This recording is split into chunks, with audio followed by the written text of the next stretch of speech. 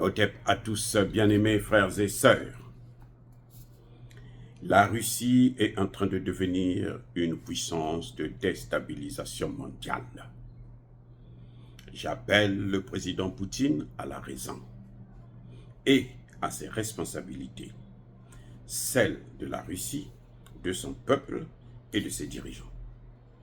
De cesser cette guerre et le conflit, de respecter la Charte des Nations Unies et de participer à une désescalade collective. Qui parle ainsi, les amis? Imaginez, c'est qui parle ainsi? C'est des bonnes paroles, hein? Très bonnes paroles. Il ne faut pas déstabiliser les autres pays. Il faut respecter la Charte des Nations Unies. Oh, Monsieur Poutine, vous ne respectez pas la Charte des Nations Unies, mais vous devrez nous laisser massacrer l'Afrique. Nous avons colonisé l'Afrique, nous les avons pris en esclavage, nous les avons néocolonisés et nous voulons encore les recoloniser. Il faut nous laisser l'Afrique.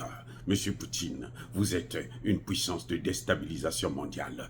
Est-ce que l'Ukraine représente le monde? Si encore il avait dit que vous êtes une puissance de déstabilisation européenne, oui, ça peut se comprendre. Les deux pays sont en Europe. Celui qui parle ainsi s'appelle Emmanuel Macron. Vous ne pensez pas qu'il est fou? Lui, Emmanuel Macron, vous dit qu'il reproche à Mondovision, devant toutes les caméras du monde entier, il reproche à Poutine d'être une puissance de déstabilisation mondiale, pas européenne, mondiale. Alors, l'Ukraine et la Russie, en quoi l'Ukraine et la Russie représentent le monde entier? En quoi la guerre entre l'Ukraine et la Russie affecte le monde entier? Même toute l'Europe. À la rigueur, on pouvait accepter ça en Europe. S'ils disaient, vous êtes une déstabilisation de l'Europe, très bien, puisqu'ils sont tous des Européens, et ils participent à la guerre. Puisque eux, ils font partie de l'OTAN, et c'est l'OTAN qui participe à la guerre. C'est l'OTAN qui combat Poutine, qui combat la Russie. Pour quelqu'un qui réfléchit bien, on voit très bien que cette guerre, c'est l'OTAN et la Russie. Donc, quand il parle de déstabilisation mondiale, il est malade. Maintenant, demandez à Emmanuel Macron, qui a envoyé 2000 soldats en Côte d'Ivoire pour déstabiliser, pour faire la guerre contre le Niger? Qui a envoyé 2000 soldats français? Est-ce qu'il avait demandé l'autorisation du Parlement français? Lui ne respecte même pas sa propre constitution. Et il demande à Poutine de respecter la Charte des Nations Unies. Vous voyez comment il est complètement déréglé? Complètement. Il demande à Poutine de respecter la Charte des Nations Unies, alors que lui ne respecte même pas la Charte, la constitution de son pays. En envoyant 2000 soldats en Russie, plutôt en Côte d'Ivoire, pour aller faire la guerre contre le Niger, qui ne lui a rien fait. Le Niger n'a rien fait à la France. Il y a eu un coup d'État, c'est une affaire intérieure d'un État souverain. Et la Charte des Nations Unies dit aucun pays n'est obligé de faire appel à l'ONU pour des problèmes qui le concernent. Aucun. Nous devrons respecter la souveraineté des peuples. Voyez, mais Emmanuel Macron prend des militaires qui l'amènent pour faire la guerre. Est-ce que ce Emmanuel Macron a respecté, déjà la charte, il n'a pas respecté, il quitte l'Europe pour venir faire la guerre en Afrique? D'ailleurs, c'est sa bête noire, lui, c'est en Afrique, il vient toujours faire montrer ses muscles. Il veut faire croire qu'il est très fort, que la France est forte, mais quand ils arrivent en Ukraine, l'Ukraine demande des soldats français, venez. Ceux qu'ils envoient là, hein, sous faux drapeau, se font massacrer, tous. Il n'y en a aucun qui survit de là. D'autres, ils fuient. Ceux qui arrivent à survivre, c'est ceux qui voient le fait. Non, ils fuient. Mais quand il envoie les soldats pour aller faire la guerre contre l'Ukraine, et plutôt le Niger, il n'a pas demandé l'autorisation de l'Assemblée générale, de l'Assemblée nationale de son pays.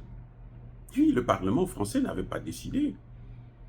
Le président ne peut pas déclarer, il se lève d'un coup de tête comme ça, va aller faire la guerre là-bas. Il devrait saisir d'abord le Parlement, et le Parlement devait le dire. Et pourquoi ils avaient caché ça?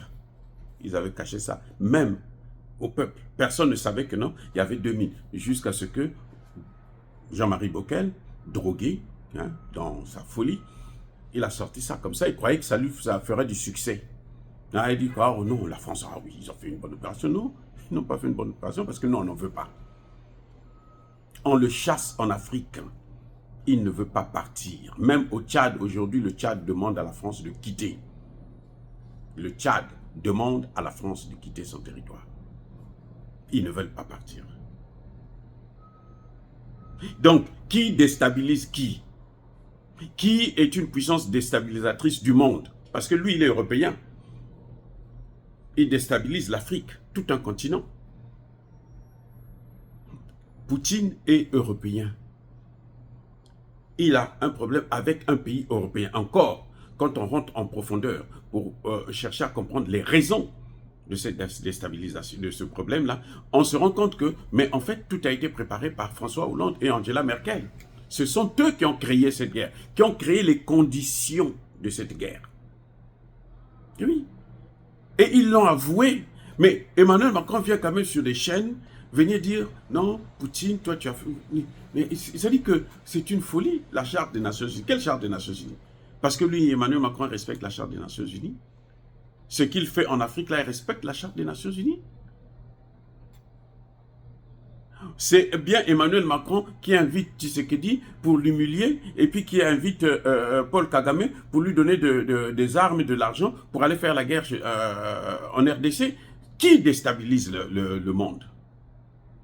Quelle est la puissance déstabilisatrice du monde qui... Attendez, comment vous pouvez reprocher à quelqu'un ce que vous faites? Il faut être complètement fou.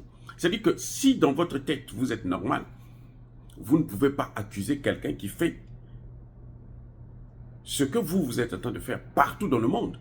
Alors que lui, il est en train de protéger sa sécurité.